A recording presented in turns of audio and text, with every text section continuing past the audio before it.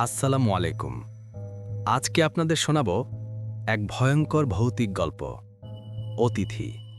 গল্পটি লিখেছেন ডাক্তার জাবেদুল হক পাটোয়ারি এবং এটি একটি বাস্তব অভিজ্ঞতার উপর ভিত্তি করে রচিত। গল্পে যাওয়ার আগে একটা কথা বলে নিই। আপনার কাছেও যদি কোনো ভৌতিক বা রহস্যময় অভিজ্ঞতার গল্প থাকে, আপনি চাইলে তা আমাদের পাঠাতে পারেন। গল্প পাঠানোর নিয়ম ও আমাদের ফেসবুক পেজের লিংক ভিডিওর ডিসক্রিপশন বক্সে দেওয়া আছে। আপনার পাঠানো গল্প নির্বাচিত হলে আমরা সেটি ফেসবুক পেজে প্রকাশ করব এবং আমাদের ইউটিউব চ্যানেলে পাঠ করে শোনানো হবে। তাহলে আর দেরি না করে চলুন শুনে নেই আজকের এই ভয়ঙ্কর কাহিনী, অতিথি।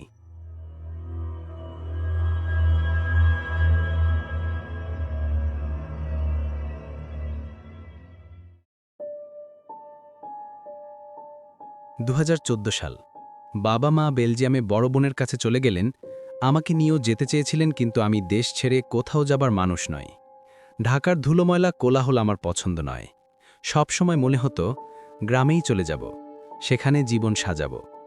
বিবিএ শেষ করেছি, চাকরির কোনো ইচ্ছে নেই, তাই সিদ্ধান্ত নিলাম দাদার রেখে যাওয়া পুরনো বাড়িতে উঠব। বাড়িটা গ্রামের অনেক ভিতরে নির্জন জায়গায়, চারপাশে শুধু গাছপালা আর শূন্যতা। বাবা বলেছিলেন এখানে সত্যিকারের শান্তি পাবে। বাড়িটা বেশ বড়, পুরনো আমলের কাঠের কাজ করা জানালা, উঁচু ছাদ, প্রশস্ত বারান্দা। প্রথম দেখাতে যে কাউরি পছন্দ হওয়ার মতন। 2004 সালে দাদা মারা যাওয়ার পর আর আসা হয়নি এই বাড়িতে। তখন থেকেই খালি পড়ে আছে।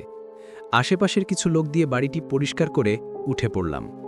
কিছুদিন পরই বুঝলাম শান্তি নামের জিনিসটা এখানে নেই।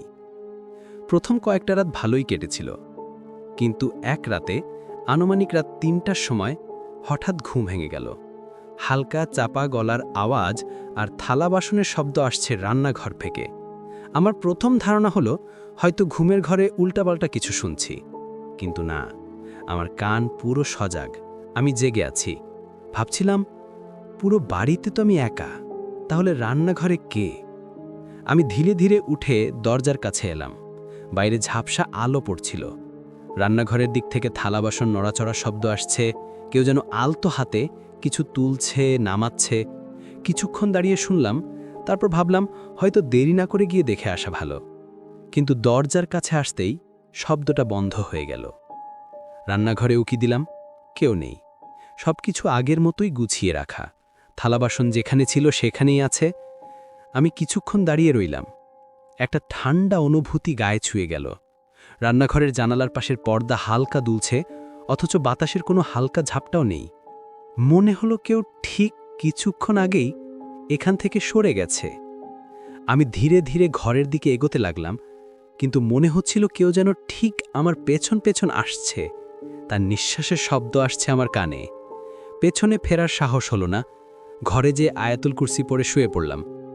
সেই রাতে আর কিছু ঘটল না। এরপর থেকে প্রায় রাতের বেলা অদ্ভুত কিছু অনুভব করতাম। কখনো মনে হতো দরজার ওপাশে কেউ দাঁড়িয়ে আছে, কখনো মনে হতো জানালার ফাঁক দিয়ে কেউ তাকিয়ে আছে। এক রাতে ঘুমিয়ে পড়ার পর হঠাৎ অনুভব করলাম কেউ যেন আমার গায়ে হাত রাখল। আমি চমকে উঠে বসলাম, আশেপাশে তাকালাম, কিন্তু কিছুই দেখতে পেলাম না। অথচ স্পষ্ট অনুভব করলাম ঠিক কয়েক মুহূর্ত আগেই কেউ আমাকে ছুঁয়েছিল। এরপর এক রাত একটা ঘটনা ঘটল যা আমাকে নিশ্চিত করে দিল দাদার এই বাড়িটা একদম স্বাভাবিক নয়। সেদিন রাতের খাবারের পর আমি ল্যাপটপ নিয়ে বসেছিলাম মুভি দেখার জন্য। বাড়িতে সম্পূর্ণ নীরবতা। ঘড়ির কাঁটা তখন রাত 2টা ছুঁয়ে ছুঁই। হঠাৎ করে একটা অদ্ভুত অনুভূতি হলো কেউ যেন আমাকে দেখছে। আমি ধীরে ধীরে তাকালাম দরজার দিকে, আর ঠিক তখনই আমি দেখলাম দরজার ফাঁক দিয়ে একটা হাত ভেতরে ঢুকে আসছে। সাদাটে ফ্যাকাশে হাত। আমি পুরোপুরি জমে গেলাম। হাতটা ধীরে ধীরে আরও এগিয়ে এলো, যেন কিছু খুঁজছে। একটা মুহূর্তের জন্য মনে হলো আমি চিৎকার করব, কিন্তু গলা দিয়ে কোনো আওয়াজ বের হলো না। আমি চোখ বন্ধ করলাম, কয়েক সেকেন্ড পর আবার খুললাম, কিছুই নেই। দরজা পুরোপুরি খোলা, কিন্তু বাইরে কেউ নেই। আমি লাফ দিয়ে উঠে দরজা বন্ধ করলাম, ভেতর থেকে সিটকিনি দিলাম। আমার বুক ধরফর করছিল, হাত পা ঠান্ডা হয়ে আসছিল। সারা রাত আর ঘুম আসেনি। এই ঘটনার পর থেকেই আমি বাড়ির বিভিন্ন জায়গায় ছায়া দেখতে শুরু করলাম। মাঝরাতে ঘুম ভাঙলে মনে হতো কেউ আমার পাশে দাঁড়িয়ে আছে, অন্ধকারে নিঃশ্বাস ফেলছে। একদিন বিকেলে বারান্দায় বসেছিলাম। সূর্যের আলো ম্লান হয়ে আসছিল, সন্ধ্যা ঘনিয়ে আসছিল। তখনই চোখে পড়ল উঠানের এক কোণায় একটা দীর্ঘ ছায়ামূর্তি। আমি তাকিয়ে রইলাম। সেই ছায়া নড়ল না, কিছু বলল না, কিন্তু একটা অদ্ভুত অনুভূতি হলো ওটা মানুষ নয়। আশ্চর্যের বিষয় হলো, আমি চোখ সরানোর পর যখন আবার তাকালাম, ছায়াটা আর সেখানেও ছিল না। আমি সিদ্ধান্ত নিলাম এবার হুজুরকে ডাকাতে হবে। হুজুর এলেন বাড়িতে, চারপাশ ভালো করে দেখে বললেন, এখানে কিছু একটা আছে। বাড়িটি অনেকদিন খালি পড়ে থাকার কারণে ওরা এখানে বাসা বেঁধেছে। আমি বললাম, ওরা মানে একাধিক? হুজুর একটু চুপ থেকে বললেন, হ্যাঁ, অন্তত দুইজন। একজন ছায়ার মতো, আরেকজন অনেক শক্তিশালী। আমার গা শিউড়ে উঠল। ওরা কি চায়? আমি কাঁপা গলায় জিজ্ঞেস করলাম। হুজুর বললেন, তুমি এখানে আসার পর থেকে ওরা বিরক্ত হয়েছে। আমার কি করা উচিত? হুজুর দীর্ঘশ্বাস ফেলে বললেন, তোমাকে সাবধানে থাকতে হবে, ওরা তোমাকে সরাতে চায়। উনি বাড়িটি বন্ধ করে দিল।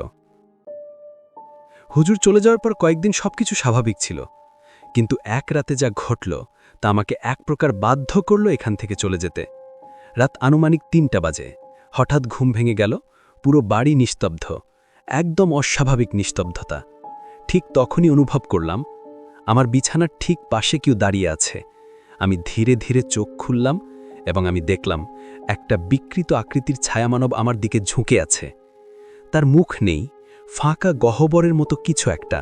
আমি শ্বাস নিতে পারছিলাম না, পুরো শরীর অবশ হয়ে গিয়েছিল। তারপর হঠাৎ আমার পা ধরে টান দিল। আমি বিছানা থেকে পড়ে যাচ্ছিলাম, কিন্তু ঠিক তখনই একটা তীব্র বাতাসের ঝাপটা এলো। দরজা ধাক্কা খেয়ে বন্ধ হয়ে গেল। আমি উঠে দৌড়ে লাইট জ্বালালাম, কিন্তু ঘরে কেউ নেই। পরের দিনই আমি ঠিক করলাম এই বাড়িতে আর থাকব না। আমি আমাদের গ্রামের বাজারের সাথে একটা বাড়িতে ভাড়া উঠলাম। যতদিন সেখানে ছিলাম সব কিছু স্বাভাবিক ছিল, কিন্তু কয়েক মাস পর একদিন কাজের জন্য আবার সেই বাড়িতে ফিরলাম। রাতটা থাকতে হবে। সেদিন রাতের বেলা জানালার পাশ দিয়ে যেতে যেতে একটা অপরিচিত আওয়াজ শুনলাম। কেউ যেন ধীরে ধীরে বলছে, তুমি ফিরে এসেছ। আমার গা হিম হয়ে গেল। আমি আর দেরি না করে সোজা বাড়ির বাইরে বেরিয়ে গেলাম। সাইকেল নিয়ে সোজা চলে গেলাম আমার ভাড়া বাসায়। একাই বাড়িতে থাকা সম্ভব নয়। আজও সেই বাড়িটা খালি পড়ে আছে, কিন্তু মাঝে মধ্যে বাড়ির পাশ দিয়ে গেলেই মনে হয় জানালার ভেতর থেকে কেউ আমাকে দেখছে। নিজের বাড়িতে নিজেই হয়ে গেলাম অবাঞ্ছিত অতিথি।